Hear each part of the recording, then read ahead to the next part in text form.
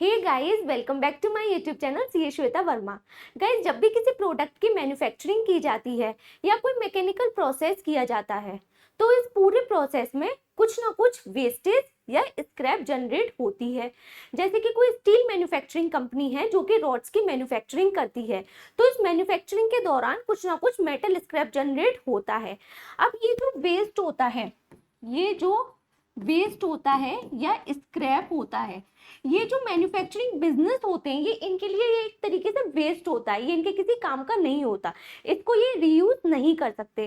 तो इनके पास क्या ऑप्शन होता है कि इस वेस्ट या स्क्रैप को वो सेल कर दें, तो ये इस वेस्ट या स्क्रैप को सेल कर देती हैं। अब जब सेल कर देती हैं तो इससे जो इनकम होती है ये इनकी बिजनेस इनकम बन जाती है। अब इनकम टैक्स एक्ट का एक सेक्शन होता है, सेक्शन 2063 सब सेक्शन नंबर 1। ये कहता है कि अगर कोई सेलर किसी बायर को क्या सेल करता है, स्क्रैप सेल करता है, स्क्रैप सेल करता है और उसके बदले में वो जो सेल कंसिडरेशन रिसीव करता है, तो वो सेल कंसिडरेशन पर टीसीएस के अमाउंट को भी रिसीव करेगा। ठीक है, वो टीसीएस भी कलेक्ट करेगा और ये टीसीएस कलेक्ट करने के बाद वो गवर्नमेंट को पे कर देगा, राइट। इसी तरीके से एक सेक्शन और होता है, section 206C subsection number 1H। ये भी इनकम टैक्स एक्ट का सेक्शन है, टीसीएस का ही सेक्शन है। ये सेक्शन क्या कहता है कि अगर कोई सेलर है और वो सेलर कैसा है जिसका प्रीवियस ईयर का टर्नओवर 10 करोड़ को एक्सीड कर गया है, ओके, और वो क्या करता है, गुड्स की सेल करता है किसी पर्सन को वो गुड्स की सेल कर रहा है और वो गुड्स का अमाउंट क्या है, वो जो गुड्स है वो 50 लाख से ज्यादा के गुड्स सेल कर रहा है एक साल में। तो इसकी क्या लायबिलिटी होगी कि वो बायर से जो भी अमाउंट रिसीव करेगा, मतलब जो सेल कंसिडरेशन रिसीव करेगा, उस पर वो टीसीएस भी कलेक्ट करेगा। किस रेट से?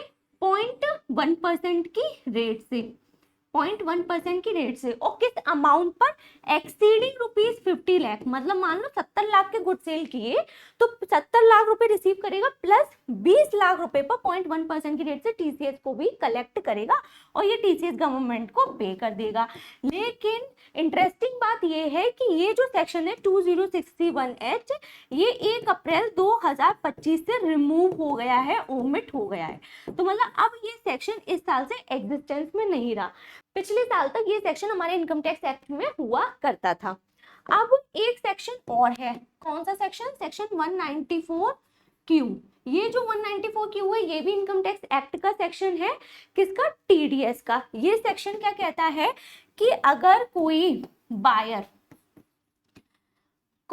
है, बायर कैसा बायर है? जिसका प्रीसीडिंग ईयर टर्नओवर 10 करोड़ को एक्सीड कर चुका है, ओके। और ये क्या करता है, किसी सेलर से गुड्स को परचेज करता है, 50 लाख रुपए से ज्यादा के गुड्स वो परचेज करता है। तो अब जब वो पेमेंट करेगा इस सेलर को, तो वो क्या करेगा, इस 50 लाख से जो एक्सीड होगा उस अमाउंट पर 0.1% की रेट से टीडीएस डिडक्ट करने के बाद में नेट अमाउंट पे करेगा। कौन से अमाउंट पर? एक्सीडिंग ₹50 लाख, 70 लाख के गुड्स परचेज किए तो 20 लाख पर 0.1% की रेट से टीडीएस को डिडक्ट करेगा, नेट अमाउंट पे करेगा।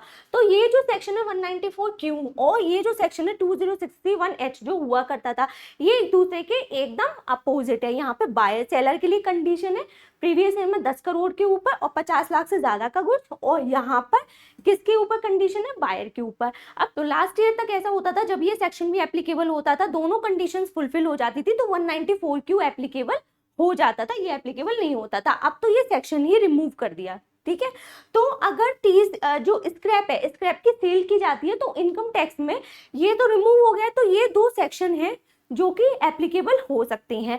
पॉइंट टू बी नोटेड क्या है कि यहाँ पर गुड्स की सेल लिखा हुआ है कि 50 लाख से ज्यादा के गुड्स अगर वो परचेज करता है, राइट, और यहाँ पे क्या लिखा हुआ है? स्क्रैप। लेकिन एक बात बताओ, जो स्क्रैप होते हैं वो भी गुड्स होते हैं।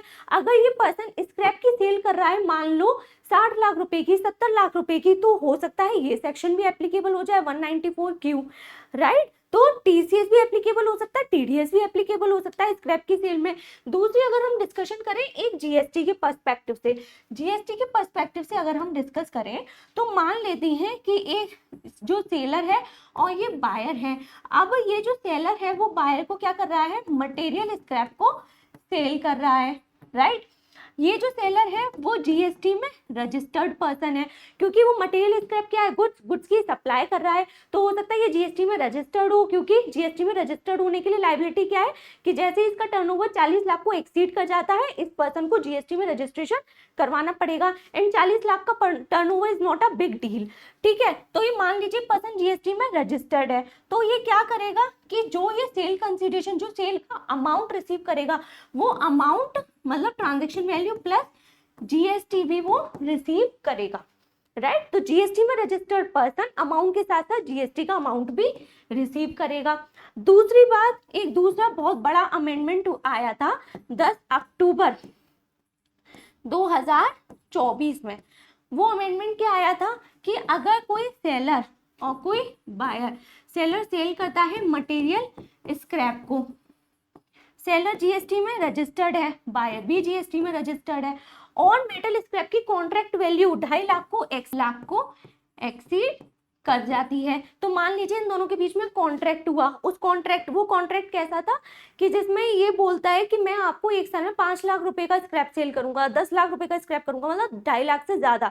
तो 2.5 लाख से ज्यादा होते ही अब ये जो पर्सन जितना भी अमाउंट पे करेगा, चाहे वो 50,000 पे कर रहा है, चाहे वो 60,000 पे कर रहा है, कॉन्ट्रैक्ट वैल्यू 2.5 लाख को एक्सीड कर गई, तो ये जो भी अमाउंट पे करेगा तो ये टीडीएस डिडक्ट करने के बाद पे करेगा, TDS at the rate of 2% deduct कर लेगा, उसके बाद में नेट अमाउंट ये पे करेगा सेलर को। ये जो टीडीएस है, ये टीडीएस है सेक्शन 51 ऑफ सीजीएसटी एक्ट का, सीजीएसटी एक्ट 2017 का सेक्शन है ये। तो यहाँ पे बात क्या ध्यान रखनी है आपको कि जैसे इनकम टैक्स एक्ट में टीडीएस और टीसीएस का कॉन्सेप्ट होता है, जीएसटी एक्ट में भी टीडीएस और टीसीएस का कॉन्सेप्ट होता है, लेकिन इन दोनों का ही आपस में कोई रिलेशन नहीं है। जो इनकम टैक्स एक्ट का टीडीएस और टीसीएस होता है उसकी अथॉरिटी इनकम टैक्स डिपार्टमेंट के पास होती है, और ये वाला जो टीडीएस और टीसीएस होता है इसकी अथॉरिटी जीएसटी डिपार्टमेंट के पास होती है। दोनों का आपस में कोई भी कनेक्शन, कोई रिलेशन नहीं होता, राइट। तो ऐसा पॉसिबल होता है कि एक ट्रांजैक्शन पर आपका इनकम टैक्स में टीडीएस या टीसीएस एप्लीकेबल हो जाए और जीएसटी में भी टीडीएस या टीसीएस एप्लीकेबल हो जाए। तो आज की इस वीडियो में हम समझेंगे कि जब कोई पर्सन मेटल स्क्रैप को सेल करता है तो उस पर इनकम टैक्स एक्ट में कौन सा सेक्शन एप्लीकेबल होता है, टीडीएस या टीसीएस का, और जीएसटी एक्ट में टीडीएस और टीसीएस एप्लीकेबल होता है, तो उसका पूरा जो ट्रीटमेंट है वो कैसे किया जाता है, सारी चीजों को समझेंगे विद एग्जाम्पल। तो वीडियो को लास्ट तक जरूर देखिएगा। वीडियो अच्छी लगे तो प्लीज लाइक करना ना भूलिएगा, शेयर कर दीजिएगा और चैनल को सब्सक्राइब जरूर कर दीजिए। सबसे पहले बात करते हैं सेक्शन 206C सबसेक्शन नंबर 1 की। तो सेक्शन 206C सबसेक्शन नंबर 1 क्या कहता है, मैंने आपको अभी बताया था ब्रीफ में कि अगर कोई पर्सन है सेलर और कोई है बायर, सेलर क्या करता है, स्पेसिफाइड गुड्स को सेल करता है बायर को, ठीक है। सेलर कौन हो सकता है, सेलर कोई भी पर्सन हो सकता है, कोई central government, state government, company, local authority, AOP, BOI, कोई भी पर्सन हो सकता है। इंडिविजुअल और एचयूएफ सेलर वही होंगे इस वाले केस में, वही इंडिविजुअल और एचयूएफ को कवर किया जाएगा जिसकी लास्ट ईयर की टर्नओवर 1 करोड़ को एक्सीड कर गई हो या ग्रॉस रिसीट 50 लाख को एक्सीड कर गई हो। मतलब छोटे इंडिविजुअल और एचयूएफ कवर नहीं होंगे, इसके अलावा सारे पर्सन इसमें कवर हो जाएंगे। बायर कौन होगा, बायर भी कोई भी पर्सन हो सकता है, राइट, कोई भी पर्सन हो सकता है। बस सिर्फ एक कंडीशन ये है कि ये जो गुड्स को परचेज कर रहा है ये अपने पर्सनल कंजम्पशन और पर्सनल यूज के लिए वो गुड्स परचेज ना कर रहा हो, वो ट्रेडिंग के लिए उन गुड्स को परचेज कर रहा हो। जैसे कि अगर कोई होलसेलर डिस्ट्रीब्यूटर को गुड्स सेल करता है, होलसेलर डिस्ट्रीब्यूटर को गुड सेल करता है, तो डिस्ट्रीब्यूटर को ट्रेडिंग पर्पस के लिए ले रहा है तो ये सेक्शन एप्लीकेबल हो जाएगा। डिस्ट्रीब्यूटर रिटेलर को अगर कर रहा है तो रिटेलर वो क्या कर रहा है, वो भी ट्रेडिंग पर्पस के लिए ले रहा है, एप्लीकेबल हो जाएगा। लेकिन अगर रिटेलर कस्टमर को, फाइनल कंज्यूमर को वो गुड्स दे रहा है, जो स्पेसिफाइड गुड्स इसमें बता रखे हैं, अगर वो दे रहा है तो उस वाले केस में जो फाइनल कंज्यूमर है उससे ये टीसीएस नहीं लिया जाएगा। तो इस केस में टीसीएस की एप्लीकेबिलिटी नहीं होगी। तो टीसीएस कब एप्लीकेबल होगा? जो गुड्स दिए जा रहे हैं वो ट्रेडिंग पर्पस के लिए दिए जा रहे हैं, फाइनल कंजम्पशन के लिए या यूज के लिए नहीं दिए जा रहे, राइट। अब बात करते हैं स्पेसिफाइड गुड्स की। तो स्पेसिफाइड गुड्स क्या होती हैं? तो इस सेक्शन में स्पेसिफाइड गुड्स बता रखे हैं। पहला, alcoholic liquor for human consumption. Human consumption के लिए एल्कोहलिक लिक्कर सेल की जा रही है, लेकिन यहाँ पे क्या बात याद रखनी है कि फाइनल कंज्यूमर को दी जा रही है तो टीसीएस नहीं लगेगा। कोई होलसेलर डिस्ट्रीब्यूटर को दे रहा है, डिस्ट्रीब्यूटर रिटेलर को दे रहा है, तो फिर टीसीएस कलेक्ट किया जाएगा, right. Tendu leaves, tendu leaves क्या होती हैं? जो लीव्स ये जो होती है बीड़ी बनाने में यूज की जाती हैं, तो इस वाले केस में भी टीसीएस कलेक्ट किया जाएगा। बस वो जो पर्सन है जिसको दिया जा रहा है वो फाइनल कंज्यूमर नहीं होना चाहिए। Timber and other forest product, timber जो कि इमारत बनाने में यूज की जाती है, लकड़ी होती है जो कि बिल्डिंग्स वगैरह बनाने में यूज की जाती है, और अदर कोई फॉरेस्ट प्रोडक्ट है, इस पर भी टीसीएस कलेक्ट किया जाता है। अब आता है स्क्रैप, जिसके बारे में हम आज बात कर रहे हैं, ठीक है। तो स्क्रैप की सेल की जाती है तो उस केस में भी टीसीएस कलेक्ट किया जाता है। इसके अलावा कोई मिनरल्स जैसे कोल, लिग्नाइट या आयरन और सेल किया जा रहा है तो भी टीसीएस कलेक्ट किया जाता है। तो स्क्रैप के लिए सेक्शन 2060 सबसेक्शन नंबर 1 बात करता है। अब यहाँ पर आपको ध्यान ये देना है कि जो स्क्रैप है, तो स्पेसिफाइड गुड्स में क्या आ जाते हैं? स्क्रैप भी आ जाते हैं। स्क्रैप सेल की जा रही है तो क्या कोई लिमिट बताई गई है, थ्रेशोल्ड लिमिट, कि इससे ज्यादा सेल किया जाएगा तभी टीसीएस एप्लीकेबल होगा? Then answer is no. तो कोई भी पर्सन किसी पर्सन को जो अपने पर्सनल यूज के लिए ना ले रहा हो, स्क्रैप को सेल कर रहा है, चाहे वो कितनी की भी स्क्रैप सेल कर रहा है, तो जो अमाउंट वो रिसीव करेगा उस पर 1% की रेट से वो टीसीएस को भी कलेक्ट करेगा, राइट। जो दूसरा सेक्शन है 2061H, वो तो ओमिट हो गया है तो उसको डिस्कस करने की कोई जरूरत नहीं है। उस सेक्शन में क्या था ब्रीफ में मैंने आपको स्टार्टिंग में बता ही दिया है। सेकंड जो हमारा सेक्शन है टीडीएस का सेक्शन है 194Q, इसके बारे में भी मैंने आपको बता दिया था। किस पर एप्लीकेबल होता है? बायर के ऊपर एप्लीकेबल होता है। कौन से बायर? जिनका लास्ट ईयर टर्नओवर 10 करोड़ को एक्सीड कर गया हो और इस साल वो क्या कर रहे हैं? गुड्स को परचेज कर रहे हैं, 50 लाख से ज्यादा के गुड्स परचेज कर रहे हैं। अब जब वो पेमेंट करेगा तो वो टीडीएस डिडक्ट करके पेमेंट करेगा, ठीक है, 0.1% की रेट से, एक्सीडिंग ₹50 लाख, पूरे अमाउंट में नहीं, एक्सीडिंग ₹50 लाख। ये जो सेक्शन है वो किस पर एप्लीकेबल हो रहा है? स्पेसिफिकली गुड्स पर एप्लीकेबल हो रहा है, लेकिन स्क्रैप भी गुड्स होती हैं, तो हो सकता है बायर अगर बड़ा बायर हो तो उस पर भी ये सेक्शन एप्लीकेबल हो जाए। अब एक बात बताइए, कोई ट्रांजैक्शन ऐसा होता है जिसमें ये भी एप्लीकेबल हो रहा है और ये भी एप्लीकेबल हो रहा है, तो क्या दोनों सेक्शन, दोनों ही टीडीएस और टीसीएस दोनों ही कलेक्टेड डिडक्ट किए जाएंगे? Then answer is no. इस सेक्शन में 194Q, इसमें स्पेसिफिकली ये लिखा हुआ है कि ये सेक्शन तभी एप्लीकेबल होगा जब किसी अदर सेक्शन में टीसीएस कलेक्ट नहीं किया जा रहा या किसी अदर सेक्शन में टीडीएस डिडक्ट नहीं किया जा रहा। इसका मतलब ये रेसिडुअल सेक्शन है। तो जब कोई और सेक्शन एप्लीकेबल नहीं हो रहा किसी ट्रांजैक्शन पे, ना टीसीएस एप्लीकेबल हो रहा ना टीडीएस एप्लीकेबल हो रहा, तभी ये सेक्शन एप्लीकेबल होता है, राइट। बस ये जो सेक्शन है ये सेक्शन 2061H इसको ओवरराइड करता था। मतलब अगर ये एप्लीकेबल हो रहा है, ये भी एप्लीकेबल हो रहा है, तो ये एप्लीकेबल होता था, लेकिन अब तो इसको रिमूव ही कर दिया गया, राइट। तो अगर कोई मेटल स्क्रैप की जब सेल की जा रही है तो स्क्रैप की सेल करने पर ये भी एप्लीकेबल हो रहा है, ये भी एप्लीकेबल हो रहा है, तो कौन सा सेक्शन प्रिवेल करेगा? सेक्शन 2061 प्रिवेल कर जाएगा। और वैसे भी ये सेक्शन स्पेसिफिकली स्क्रैप और अदर गुड्स के लिए था, तो स्क्रैप तो स्पेसिफिकली इसमें आ रहा है, तो वैसे भी इसको ही प्रिवेल करना चाहिए, राइट। तो इनकम टैक्स के पर्सपेक्टिव से आप समझ ही गए होंगे कि स्क्रैप को सेल करने पर टीसीएस एप्लीकेबल हो जाता है 1% की रेट से। अब बात करती हैं जीएसटी की। तो जीएसटी में क्या होता है कि जब कोई पर्सन, कौन है? सेलर है और ये बायर है। सेलर क्या है? रजिस्टर्ड है जीएसटी में, क्योंकि इसका टर्नओवर 40 लाख को एक्सीड कर चुका है। मान लेते हैं बायर भी रजिस्टर्ड है जीएसटी में, राइट। और ये सेलर क्या कर रहा है? मेटल स्क्रैप को सेल कर रहा है, राइट। कॉन्ट्रैक्ट इनके बीच में हो चुका है, कॉन्ट्रैक्ट वैल्यू 2.5 लाख को एक्सीड कर रही है। मान लेते हैं, लेट्स सपोज कि इनके बीच में कॉन्ट्रैक्ट हो जाता है 60 लाख के स्क्रैप को सेल करने का। क्लियर? अब उस केस में क्या होगा कि जब ये पर्सन सेलर इनवॉइस बनाएगा तो कैसे बनाएगा। सबसे पहले ट्रांजैक्शन वैल्यू कितने के स्क्रैप सेल कर रहा है, 60 लाख रुपीस के। उसके बाद क्योंकि पर्सन जीएसटी में रजिस्टर्ड है तो वो जीएसटी का अमाउंट भी रिसीव करेगा इस पर्सन से।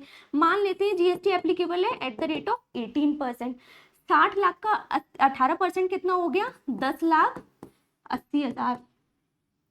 Total amount inclusive of GST कितना हो गया, 70,80,000, राइट। अब ये पर्सन क्योंकि स्क्रैप को सेल कर रहा है, राइट, तो इसके ऊपर टीसीएस कलेक्ट करने की लायबिलिटी भी आ जाएगी under income tax act section 2063 subsection number 1 के according at the rate of 1%। किस पर कलेक्ट करेगा, इस अमाउंट पर, क्योंकि हम टीसीएस हमेशा इंक्लूसिव ऑफ जीएसटी कलेक्ट किया जाता है, सेल कंसिडरेशन पर कलेक्ट किया जाता है। तो ये टोटल कितना हो गया, 70,800। अब इनका टोटल अमाउंट कितना हो गया, 71,50,800। इतने का बिल बना के ये जो बायर है उसको दे देगा। अब बायर के ऊपर क्या रिस्पॉन्सिबिलिटी आ रही है, बायर के ऊपर रिस्पॉन्सिबिलिटी आ रही है टीडीएस डिडक्ट करने की under section 51 of CGST act 2017। अब ये टीडीएस डिडक्ट करने की लायबिलिटी आ रही है, तो टीडीएस किस अमाउंट पर डिडक्ट किया जाता है, तो टीडीएस हमेशा ट्रांजैक्शन वैल्यू पर डिडक्ट किया जाता है, ठीक है। तो टीडीएस किस पर डिडक्ट किया जाता है, जितने भी टैक्सेस होते हैं उनसे पहले जो भी ट्रांजैक्शन वैल्यू होती है उस पर, राइट।